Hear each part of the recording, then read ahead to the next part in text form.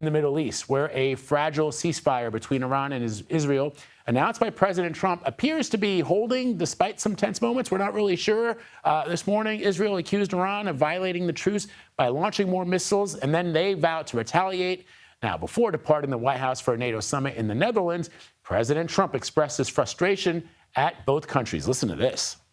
We basically have two countries that have been fighting so long and so hard that they don't know what the they're doing. Do you understand that? Yeah, I think we understand it. Message received. Moments later, in a post to Truth Social, the president insisted that the ceasefire is in effect and no further bombs would drop. We have team coverage for you this morning. First, with our senior White House and political correspondent, Ed O'Keefe, who's at The Hague, where the president is expected to attend today's NATO summit. CBS News national security contributor Samantha Vinograd is following developments from Washington, D.C. But first, before we get to those two, I want to bring in CBS senior foreign correspondent Holly Williams from Erbil, Iraq. Okay, Holly, just from where you are in the Middle East, what is your understanding of the state of this very fragile ceasefire at this hour? Yeah, hey there, Vlad. It certainly looks pretty precarious, doesn't it? Both sides kept firing right up until the moment the ceasefire went into effect. One Iranian missile hit a residential building early this morning in southern Israel. At least 4 people were killed. And then after the ceasefire went into effect, Israel said that Iran launched 3 missiles, although there was no damage, no casualties. And then Israel said that it retaliated by destroying a radar array inside Iran, but then refrained from any further retaliation after a phone conversation between President Trump and Israel's Prime Minister Benjamin Netanyahu. Iranian state TV said that Iran's media denied violating the ceasefire. So it certainly looks fragile, but there's also enormous pressure from the US to try to make it stick. Yeah, I mean, and you've seen, no doubt, Holly, the Truth Social posts, the tweets, whatever you want to call them, from the President of the United States. He frequently takes to social media for diplomatic purposes. Is there an understanding that this might actually work, that imploring, begging, essentially, the Iranians and the Israelis to stop firing at each other on Truth Social, will that work? Well, look, diplomatic wheels are clearly turning, aren't they? But, what are the possibilities here? One is, I guess, that the ceasefire could break down and we could go back to a war between Israel and Iran. If the ceasefire does hold going forward, I guess there are a few possibilities. One is that Iran could capitulate, could either give up its nuclear program or curtail it radically. That's clearly what President Trump is hoping for. I guess the second possibility is that Iran looks at the last 11 or 12 days and says to itself, that attack shows that we need to be able to better defend ourselves. And they feel more motivated to develop nuclear weapons. And of course, Vlad, they could do both. They could the Iranians could publicly pursue diplomacy while secretly trying to rebuild their nuclear program. A nuclear program, by the way, that they've always maintained is only for civilian purposes. Vlad. All right, Holly Williams for us, reporting from Erbil, Iraq. Holly, thank you very much. Appreciate it. Now, as the back and forth over the ceasefire continues, the president, as we mentioned, is heading to the NATO summit in the Netherlands. The ongoing conflict between Israel and Iran is expected to dominate discussions. CBS News senior White House and political correspondent Ed O'Keefe is joining us from The Hague, where that summit, as we say, is about to take place. So I don't know, Ed, it sort of feels that the president perhaps, and I'm speculating here, but perhaps expected that when he arrived at The Hague to meet with members of NATO, that there would be some level of applause, of appreciation for what had happened. But this morning, the president is imploring both Iran and Israel to stop firing at each other.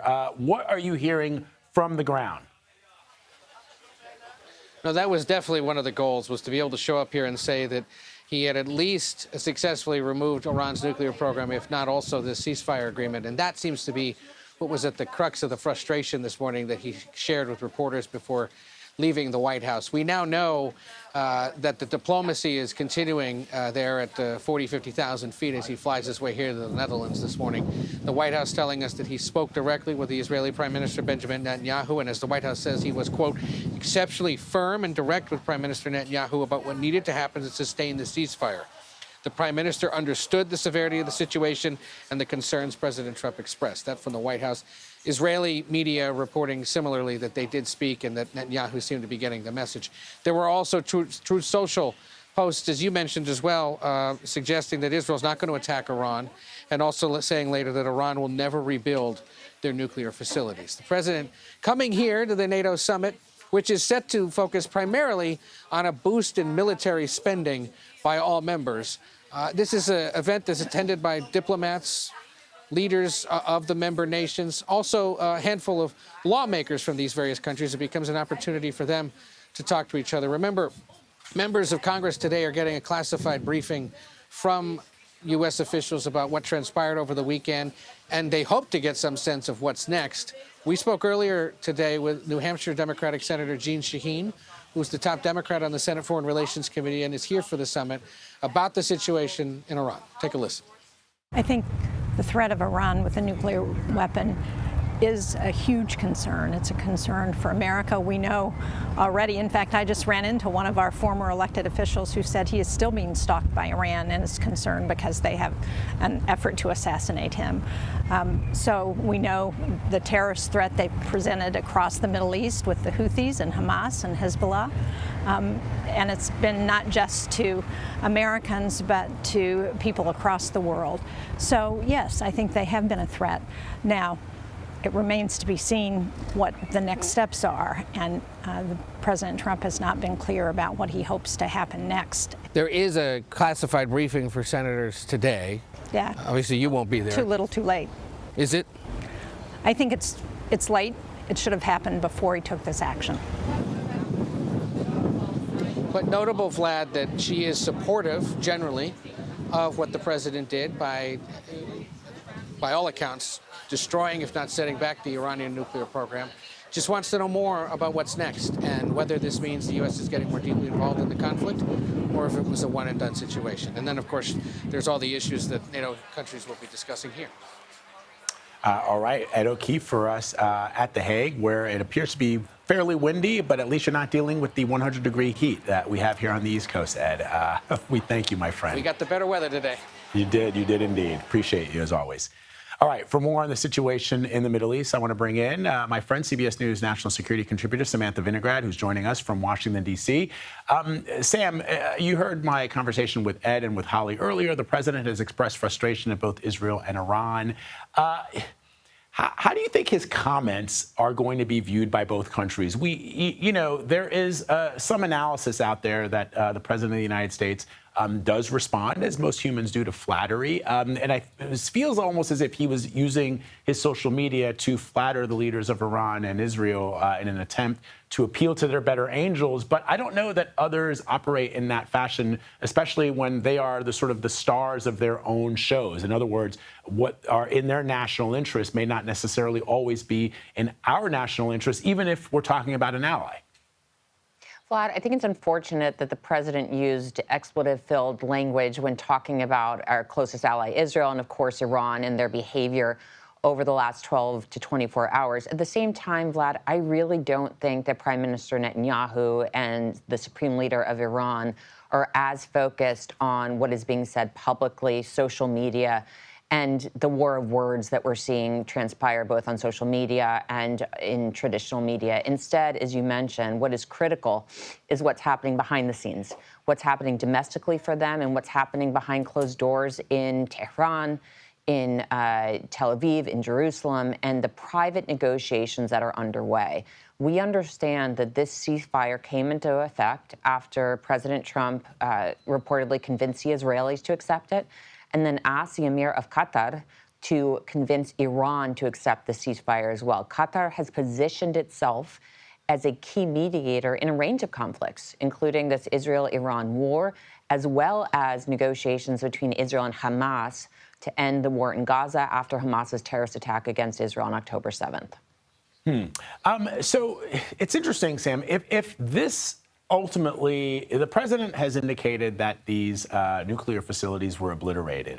There's been some back and forth from the chairman of the Joint Chiefs of Staff about how obliterated or what that definition looks like. But let's assume that the president, give him the benefit of the doubt, and this slows or at least eliminates Iran's capabilities at building a nuclear weapon. And the reason I wonder if people are thinking about how good that might be for the region and the world, because I've seen some analysis, and you no doubt have seen it as well, which is that President Clinton back in 1994, during the first North Korean nuclear crisis, also considered striking North Korea before they built nuclear weapons. The South Koreans did not want that to happen, and now North Korea has nuclear weapons. So if it turns out that this worked, is that not a good thing?